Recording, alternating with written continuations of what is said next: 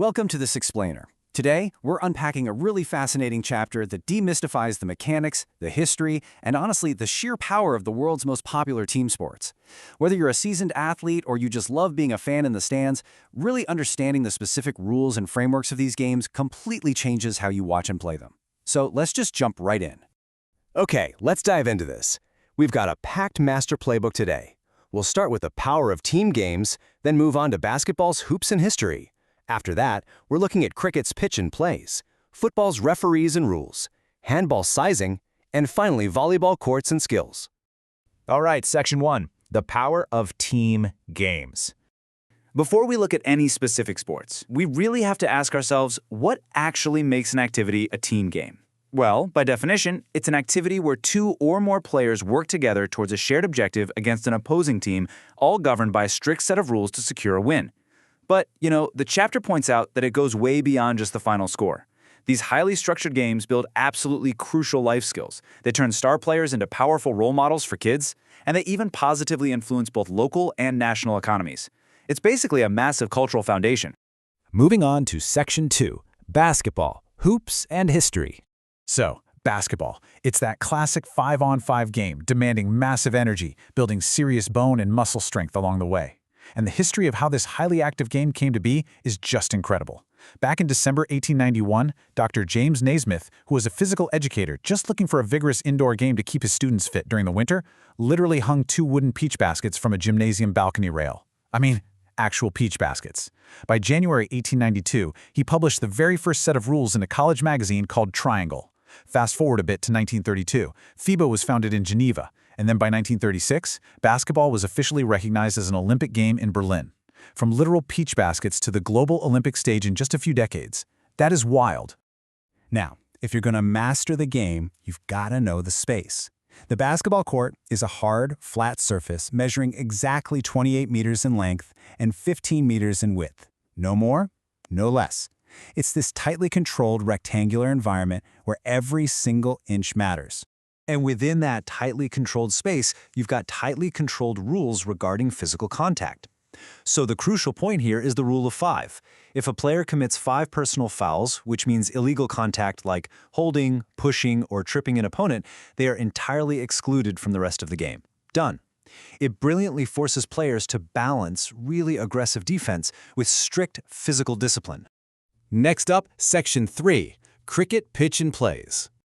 Now, if you thought basketball had strict rules, just wait until we look at cricket.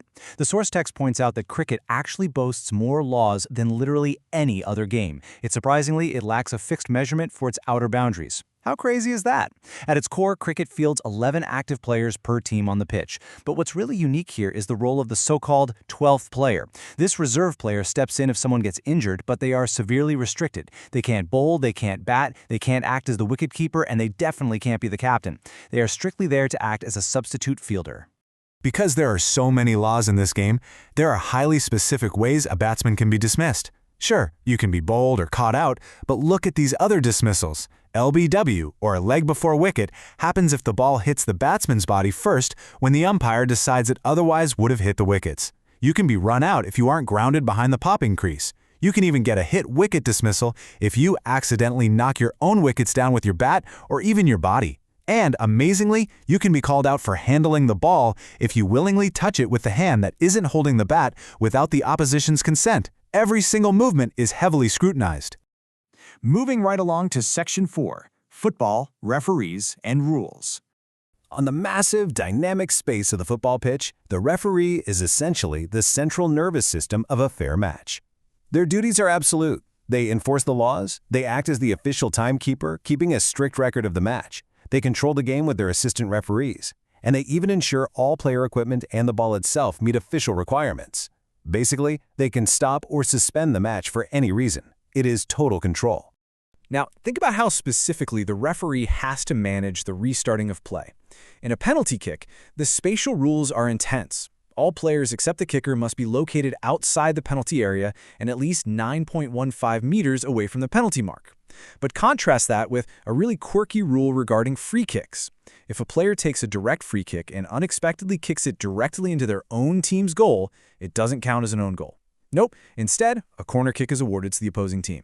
It's these tiny, surprising details that make the rulebook so fascinating to unpack. All right, Section 5, Handball, Sizing the Game. So handball is this high-speed sport where precise physical measurements dictate pretty much everything. Now, what's really interesting about this is how incredibly exact the goalpost specifications are. You're dealing with an inner dimension of exactly 300 centimeters wide by 200 centimeters high. And the goalposts and the crossbar themselves, they have an 8-centimeter square cross-section painted with alternating colors. It's a highly standardized, perfectly measured target that players just have to navigate. And the ball they're throwing at that target actually changes depending on who's playing. A standard 32-panel leather handball comes in different official sizes. Size 3, which is for men over 16, has a circumference of up to 60 centimeters and weighs up to 475 grams. But size 2, used for women and youth players, drops down to a maximum of 56 centimeters and 375 grams. So the physical mechanics of the game literally adapt directly to the age and gender of the players on the court. Pretty cool, right? And finally, Section 6, Volleyball, Courts, and Skills.